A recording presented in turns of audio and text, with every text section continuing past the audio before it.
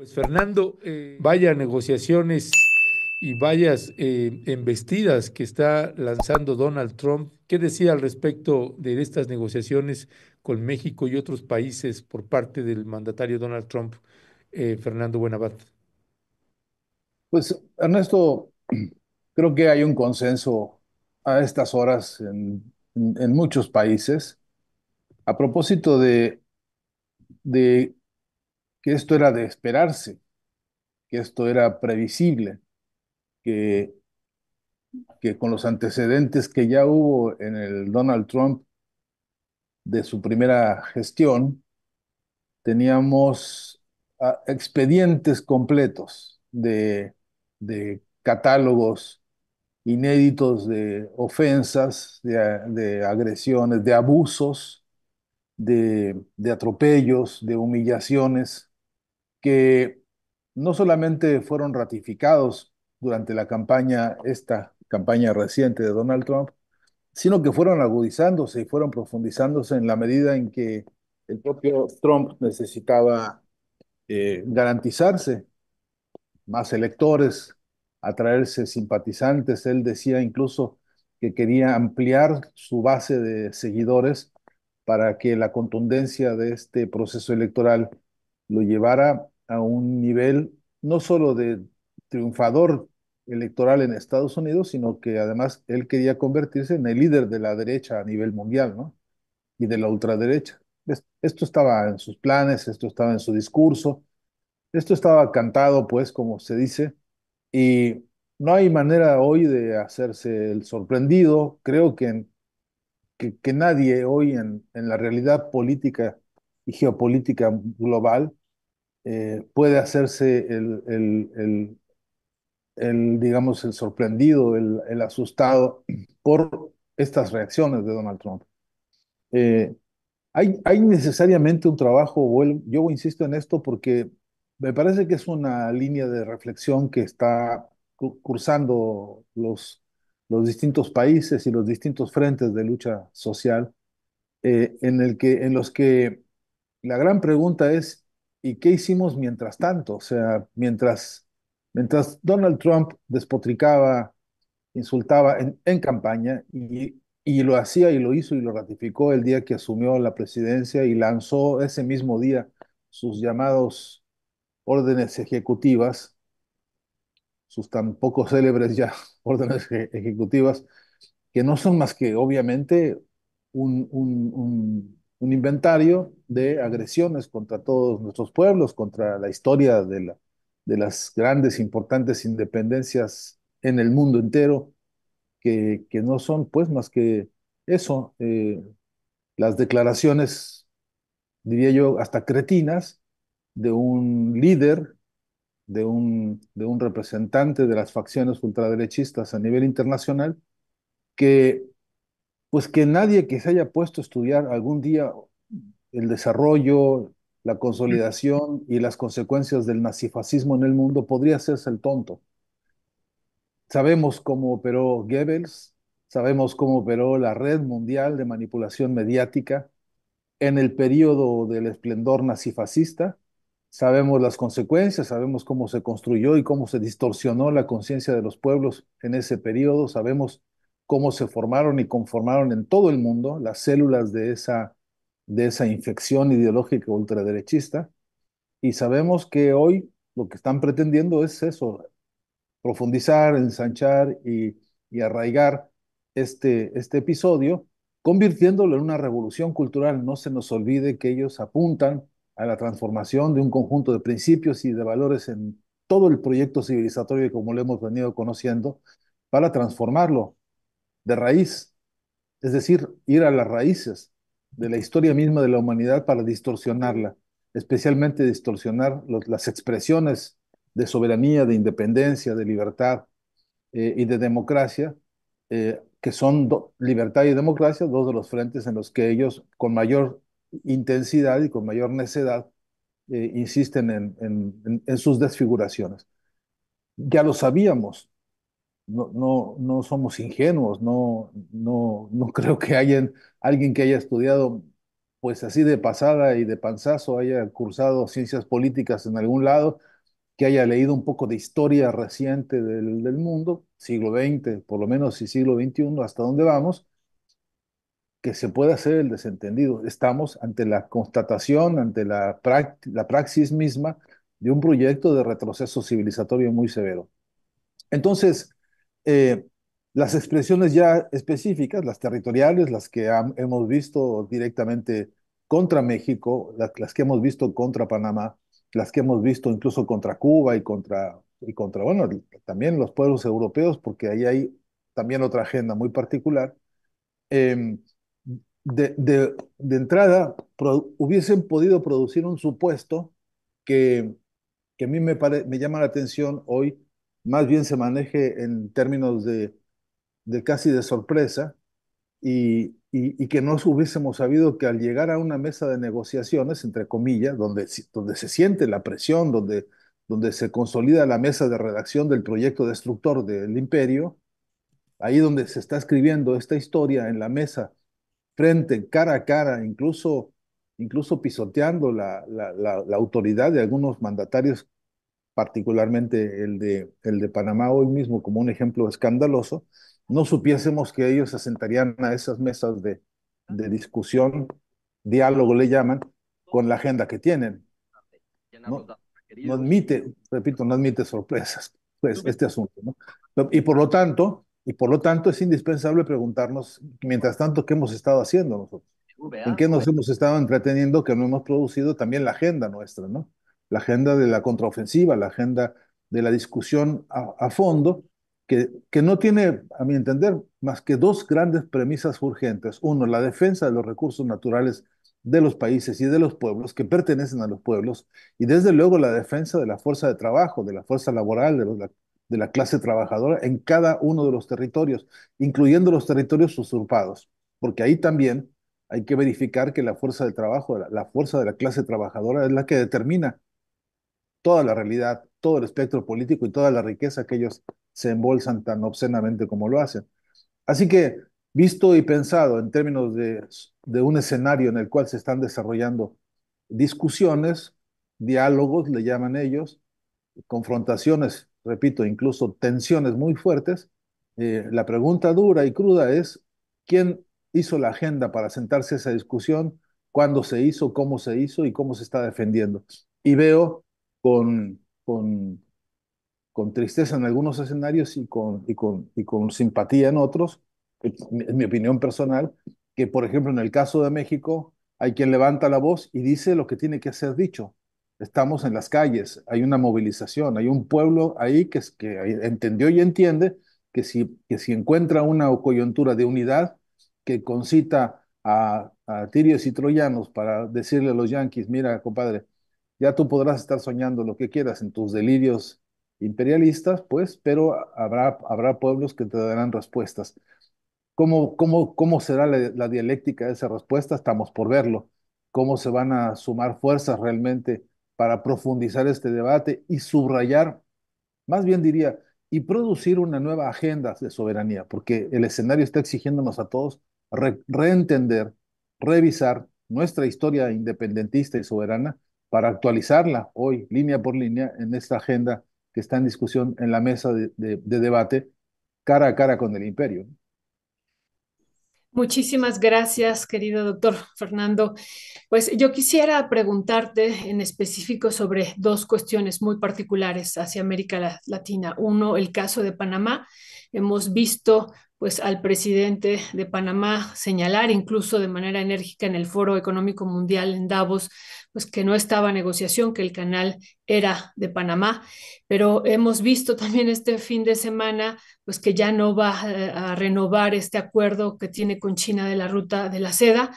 Esa es otra situación que ya hemos visto hacia este fin de semana. Y lo otro que es otro tema, pero que nos importa mucho también analizarlo contigo, es el caso de esta USAID, de esta Agencia de los Estados Unidos para el Desarrollo Internacional, y en específico todo lo que se ha estado diciendo por parte de Musk y del presidente de los Estados Unidos, Donald Trump, pero en particular de Musk, a mí me llama mucho la atención señalando que es un espacio pues de un nido de víboras marxistas, así lo ha llamado. ¿Cuál es tu apreciación, cuál es tu visión sobre esta pues, cierre que se está proponiendo ya de la USAID también, querido Fernando? A ver, empezando por esta última línea, Violeta, a mí me interesa mucho proponerme y proponernos todos estudiar una categoría fundamental en las ciencias políticas hoy, que es la lucha interburguesa, ¿no? Que marca, a mi entender, una ruta importante de trabajo en ánimo de, pues, de generar comprensión y de generar capacidad organizativa frente a los episodios que vamos a ver agudizándose. Esta mafia que se apoderó del gobierno en Estados Unidos, Donald Trump y Elon Musk y toda esta plutocracia que hoy vemos desfilar con desfachatez absoluta, en los dichos, en los hechos y en los gestos, ¿no? No se nos va a olvidar que prueba fehaciente de su componente nazifascista no solamente está en lo que dicen, sino también en cómo se exhiben, ¿no? Son pruebas históricas, semióticas, a mi entender,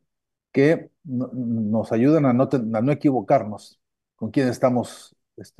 enfrentándonos, ¿no?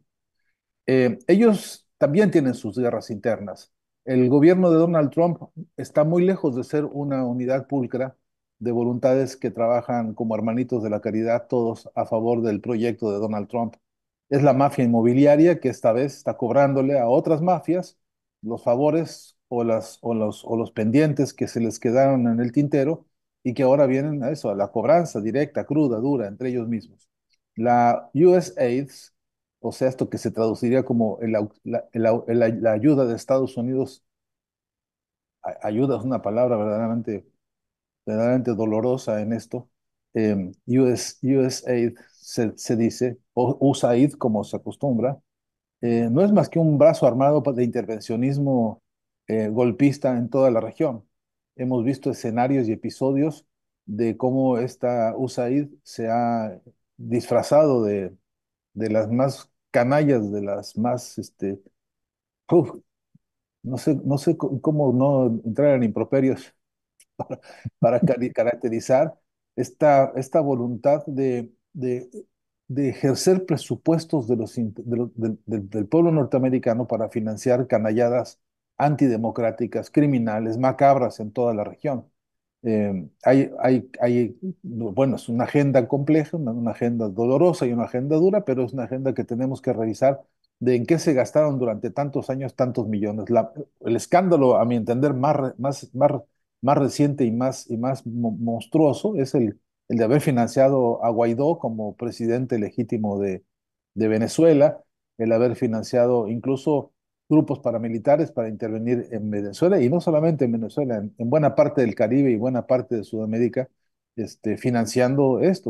movimientos y estrategias de desestabilización. También han infiltrado grupos llamados progresistas, también se han disfrazado de progres, se han disfrazado de buena ondita, se han disfrazado de cuanta cosa han sido capaces para el engaño, para la distorsión, para este trabajo minucioso, cotidiano de ir limando, de ir destruyendo, de ir desfigurando las herencias históricas y culturales de nuestros pueblos. Entonces, esta USAID es efectivamente un nido de ratas, es un nido de corrupción, es un nido de criminales, a los que hoy el gobierno norteamericano llama marxistas porque pues, no tienen como mayor recurso de descalificación y de insulto que llamarles marxistas, comunistas o zurdos, como se puso de moda acá en Argentina. Entonces, asimilar la corrupción interna, la que ellos han financiado, la que ellos han tolerado durante décadas y más décadas en su propio país y en su propio beneficio, y ahora vestirlas de comunistas o de marxistas, pues no habla más que de, otra vez, de una de las formas esplendorosas del goebbelianismo, ¿no? De Joseph Goebbels haciendo de las suyas, construyendo un enemigo para atacarlo, y entonces sacar de esto dos réditos. Uno, quedarse con la bolsa, manejar la caja de la USAID, seguramente le cambiarán de nombre, pero para seguir haciendo exactamente lo mismo. No seremos tan ingenuos de creer que alguna vez en la cabeza de Musk surgió un destello de honestidad y de transparencia y de humanidad como para ahora querer crear un debate interno del cual no van a beneficiarse ellos, del cual no van a ellos en lo individual y en lo mafioso y en lo sectario sacar provecho. Y hemos de estar muy alertas, entre otras cosas porque lo sabemos hace décadas, porque nadie que, repito, que haya estudiado un poquito la geopolítica latinoamericana puede no tener en su agenda las 1000 canalladas cometidas por la USAID y, entre otras, además, las 1000 canalladas que están preparando ahora, para los cuales necesitan esos miles de millones de dólares que han sido usados de manera incluso clandestina, eh, saqueándole al pueblo norteamericano sus recursos para gestar proyectos, repito, criminales como los que han perpetrado. Eh, entonces, si esto aproxima en alguna manera una respuesta, Violeta querida, a lo que tú planteas, lo que creo es que nosotros, desde la perspectiva de nuestra propia visión de izquierda o democrática o popular o revolucionaria o transformadora o humanista o como queramos definirla, lo cierto es que no tenemos una agenda para contestar esto, ¿no? Lo cierto es que, en todo caso, aunque tengamos ideas sueltas u opiniones individuales o alguna vocación crítica nacida del escritorio o de la academia o etcétera, lo cierto es que no tenemos una plataforma de organización internacional capaz de levantar la voz y decir a los cuatro vientos que sí sabemos cuál es la historia de esto, que no nos toman el pelo con sus mascaradas de estas de vocingleras de la sintaxis macabra de estos tipos, y que efectivamente sabemos que están preparándose para redoblar los esfuerzos, para multiplicar las traiciones perpetradas con estos organismos, no solamente la USAID, ¿no? No solamente esta. También otras, como el propio presupuesto del Departamento de Estado norteamericano, que ha creado y generado otras 1000 instancias disfrazadas de 1000 cosas para infiltrarse en nuestros países y crear desestabilidad. En México tenemos claro, pero transparente como el agua, el comportamiento de Claudio X y de toda su pandilla, financiados por esta misma organización, de la cual ahora van a escandalizarse por corrupción. Vamos a ver. Vamos a ver, pero, a mi entender, perdóname que yo insista en esto, bueno, ya no sé ni por qué pido perdón por esto, pero es que sí que me urge, a mí en lo particular, saber en dónde tenemos las mesas de debate abiertas entre nosotros para constituir una plataforma de unidad seria, profunda, que diga, no somos tontos, ya lo sabíamos y nos hemos quedado de brazos cruzados, o lentos, o perplejos, o distraídos, o desmoralizados, o andas a ver, para construir alguna base mínima de autocrítica profunda que nos está haciendo mucha, mucha falta. Gracias, Fernando Buenabad. Fernando, ¿cuál es tu balance de la negociación del gobierno de México con el gobierno de los Estados Unidos? Pues primero me parece positivo que haya una actitud de decir, sentémonos a discutir cara a cara y pongámosle freno a las cosas, ¿no? En primera instancia. Eh, a mí no me gusta mucho la idea de que otro país te influya y te ordene para poner o multiplicar la presencia de vigilancia policial o de Guardia Nacional en ningún lado. A mí en general me parece que eso tiene un tono que puede parecer de debilidad y que puede parecer de intervencionismo, y no obstante lo que hay que considerar es a cambio de qué se toman estas medidas. Eh, Porque hay que asegurarse. Me parece que en el debate y en la información nos está haciendo falta saber bien a cambio de qué de qué nos vamos a asegurar. Si yo llevo 50,000 o 100,000 o 150,000 efectivos de Guardia Nacional el arma que sea a una frontera, quiero saber del otro lado exactamente qué están haciendo y qué realmente se esté haciendo, porque entiendo que esto es un acuerdo, y siendo acuerdo hay partes que están poniendo y proponiendo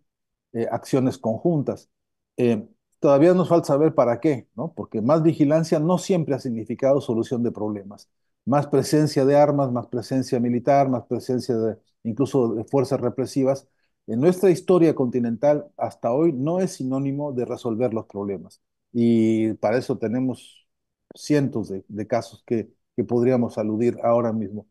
Pero la pregunta fuerte es por la información, por la transparencia. Uno, la transparencia del financiamiento de los acuerdos, la transparencia de los acuerdos mismos, el diccionario de esos acuerdos, porque a veces aparece un palabrerío que queda medio en la confusión. El propio concepto de diálogo habría que transparentarlo y saber, bueno, sí, qué se dialogó, qué agendas, con qué temas. Eh, Uno no es tonto y acepta y entiende que en los diálogos estos que tienen carácter incluso diplomático, se reserva la información por razones incluso estratégicas. Y yo estoy dispuesto a entender que eso se haga, siempre a condición de que los resultados sean visibles, transparentes y además consensuados, porque atrás están los pueblos, atrás está la gente que está viviendo las condiciones. Por ejemplo, la gente que vive en la frontera, que va a ver multiplicada la presencia de militares y que eso representa un golpe sociológico inevitable, porque es más gente que consume cosas, porque es más gente que ensucia cosas, porque hay gente de la cual no tienes garantía de su conducta de respeto para los pueblos y que ya hemos visto cuando se acercan tropas de cualquier tipo a cualquier lugar, las consecuencias pasan por un espectro muy complejo, desde faltas de respeto a la propia población, desde no tener infraestructura para atender ni siquiera sanitariamente a los grupos que llegan. En fin, hay una cantidad de fenómenos y problemas que deberían, a mi entender, transparentarse y consensuarse con las poblaciones. Y luego está claro que hay en estos acuerdos que conocemos, por lo menos por la prensa, al menos yo, no tengo certeza de que de las 9.000 o 10.000 armerías que hay en toda la frontera del sur de Estados Unidos, de donde proviene la inmensa mayoría de las armas que en México producen el desastre que han producido, eh, que tengamos la certeza de que ahí va a haber control realmente, de que ahí va a haber alguna acción o rectificación política del propio gobierno norteamericano, porque, por cierto, es el negocio de todos los negocios, porque la industria militar norteamericana, la industria de las armas, el negocio y el comercio de las armas, es el que manda políticamente en ese país, es el que decide y determina casi cualquier cosa que hacen y dicen sus títeres en los gobiernos. Entonces, mi pregunta en eso iría o es o va o indaga sobre efectivamente qué concreta, real, efectiva, duradera, certera y humanísticamente se va a hacer para resolver ese problema. Y yo lo veo ahí realmente complejo. Lo otro es que si se puso pausa al asunto de las de estos incrementos a las regalías, Aranceles. a los aranceles, etcétera, si se puso una pausa, me encantaría saber que la pausa no solamente es por un tiempo, ¿no? Que la pausa no tiene solamente carácter lineal temporal, que la pausa tiene otro conjunto de requisitos y de presiones y de reacomodos, de los cuales creo que no hay suficiente transparencia todavía. Y sería bueno saber. Si los grupos empresarios están contentos con la pausa, habría que ver a cambio de qué. Si los grupos políticos están de acuerdo con las pausas, los grupos todos, porque ya sabemos que la propia conformación del gobierno mexicano y del Estado mexicano es un conjunto de tribus políticas donde a veces se confunde la grilla con la política con mucha frecuencia. Y yo quiero saber, me encantaría saber si esto se puede poner a consenso y a consideración de la población toda para transparentar los acuerdos y que la pausa venga a significar realmente un reposicionamiento del respeto a la soberanía mexicana y que esto sea válido no solamente en el plazo que se fijó, sino de manera duradera, ¿no? Y vamos a ver si eso es así, porque a mi entender, por cómo se ve la conducta, mm, iba a decir la ética de Trump, pero en todo caso fuese cual fuese la ética empresaria, la ética mafiosa de su secta y de su sector, yo de verdad que, como decía el Che Guevara, ni un tantito así de confianza, ¿no? Ni un tantito así de confianza, pues sí, sí, coincidimos ahí. Fernando, yo quisiera ahora irme otra vez hacia América Latina y esto que estábamos también dialogando hace un momentito de que entraras con Ernesto sobre lo que va a ocurrir también este fin de semana en Ecuador. En este contexto también de que va a haber elecciones en este año en Bolivia, en Chile, en Honduras. Y bueno, Ecuador es uno de los primeros países donde va a haber elecciones y pues hemos dado seguimiento también a estas encuestas de salida y pues hay una situación ahí competida con Luisa González y Novoa, una situación que todavía pues no está clara quién podría ganar estas elecciones. Y bueno, esto se da también en este contexto del el arribo de Donald Trump y pues que también ellos están presionando muy fuerte hacia América Latina, hacia, decíamos por ejemplo hace rato también lo de Panamá, que te lo preguntaba, ¿no? Que vemos ahora pues otra respuesta por parte del gobierno de Panamá, por parte del presidente. Pero bueno, ¿cuál es tu valoración del domingo 9 de febrero en Ecuador, querido Fernando? Pues de todas maneras, lo que queda de la Revolución Ciudadana, que es el movimiento que Rafael Correa impulsó, y bueno, él, pero el pueblo ecuatoriano que entendió la ruta de esta Revolución Ciudadana y que logró cosas realmente significativas para ese pueblo, ¿no? Si uno entiende y conoce lo que es la realidad de un país tan particularmente dividido, ¿no? No es lo mismo Guayaquil que Quito, ¿no? Hay toda una geografía y toda una historia y toda una configuración sociológica, política, etcétera, que marca diferencias significativas en ese país y que necesita poner atención en la problemática abajo, en ese pueblo. No se nos olvide que Ecuador es un país dolarizado, es un país que no tiene moneda propia, que es un país que depende del suministro de la divisa norteamericana y que esto vale la pena, vale la pena ponerlo como referencia para estudio de la realidad ecuatoriana, es que eso le resta soberanía a ese país de manera muy significativa y muy peligrosa. Hay que advertirlo porque ese es el sueño que Milei está vendiendo en Argentina, ¿no? Ese es el sueño que algunas derechas están vendiéndole a cierta población, diciéndole que ahora puedes ganar en dólares y ahora vas a vivir en dólares y vas a soñar en dólares y vas a enamorarte en dólares porque, porque es un idilio que se ha fabricado históricamente en los imaginarios sociales de que el dólar es la moneda que te viene a salvar de las mil y un calamidades de tener moneda propia, moneda nacional, ¿no? Eh, Esto no es un dato menor en términos de cómo recrudeció en Ecuador, porque eso permitió, entre otras muchas cosas, el crecimiento de las mafias del narcotráfico, el crecimiento de esas mafias y de otras muchas mafias, de tráfico de niños, de tráfico de personas, de tráfico de órganos incluso, que son más o menos las mismas problemáticas que vemos en México y que vemos en otros países, por cierto, a propósito del crecimiento de las alianzas de algunos gobiernos con el narcotráfico. Y el asunto de la moneda es un asunto decisivo para esto, porque resulta que no hay quien te exija, no hay esta cosa de a revisarle a alguien por qué tiene dólares en sus cuentas bancarias, ni cómo le llegan, ni cómo salen, ni cómo transitan las monedas, porque no pasan por ese filtro, no existe esa lógica en el uso cotidiano, pues, de la divisa en Ecuador. Y esto también determina mucho hasta dónde se ha distorsionado la conciencia política del pueblo ecuatoriano, hasta dónde ha golpeado las decisiones. Y Noboa juega con eso, porque él sabe muy bien que es una carta que tiene bajo la manga diciendo si yo gano, van a haber más dólares y va a haber más inversión y toda esta cantaleta que ya sabemos una y otra vez repiten,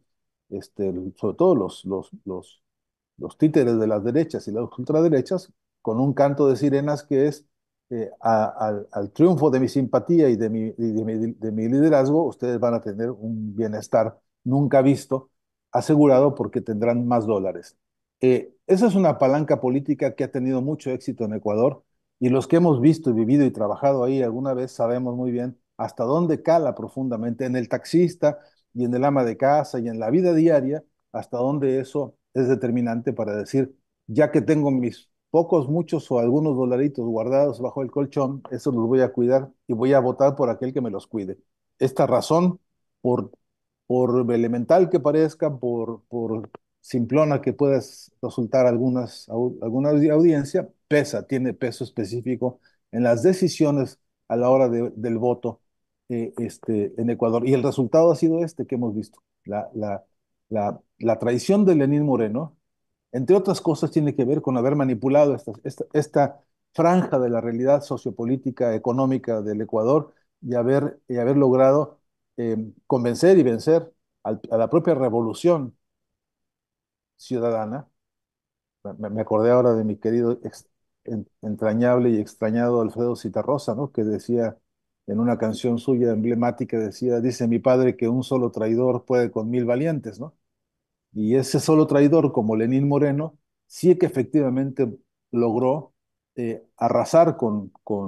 un proyecto revolucionario como el de la Revolución Ciudadana. Ahora, en esa circunstancia, el trabajo de competir como oposición y tener, así sea, unos poquitos puntos, porque según algunas encuestas, hay una pequeña ventaja contra Novoa que despierta no solamente entusiasmos y esperanzas, sino que debería estar despertando un proyecto de solidaridad política latinoamericanista hoy con el pueblo ecuatoriano. Y eso tampoco veo que esté ocurriendo realmente, porque en un punto,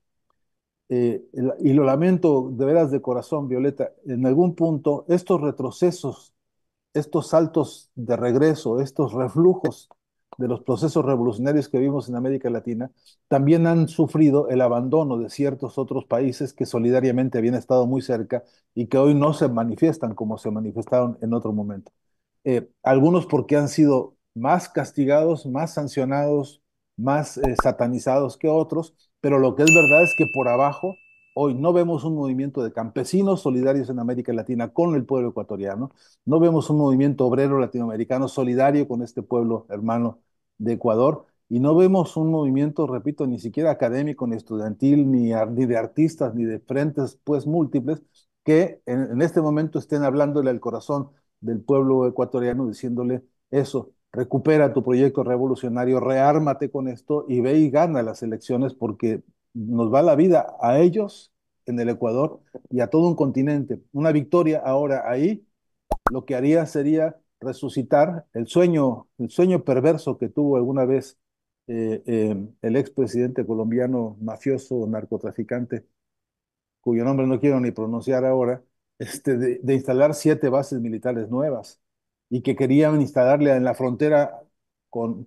Ecuador un sistema de presencia militar norteamericana, precisamente con el objetivo de tener el control del petróleo ecuatoriano, que no es poca cosa, de los recursos naturales, por ejemplo, de maderas preciosas que tiene Ecuador y que son realmente un tesoro de ese país, de los recursos hidráulicos que tiene Ecuador y que no son pocos, en fin, porque, porque para eso se han servido de los ejércitos y de las bases militares los norteamericanos en América Latina, para saquear a nuestros pueblos, para amedrentarlos y explotarlos. Entonces, el escenario hoy de una victoria del proyecto de la Revolución Ciudadana expresada, pues, en lo que puede ser expresada hoy en este contexto y en esta realidad, realmente para todos nosotros debería ser hoy ocupación y preocupación central.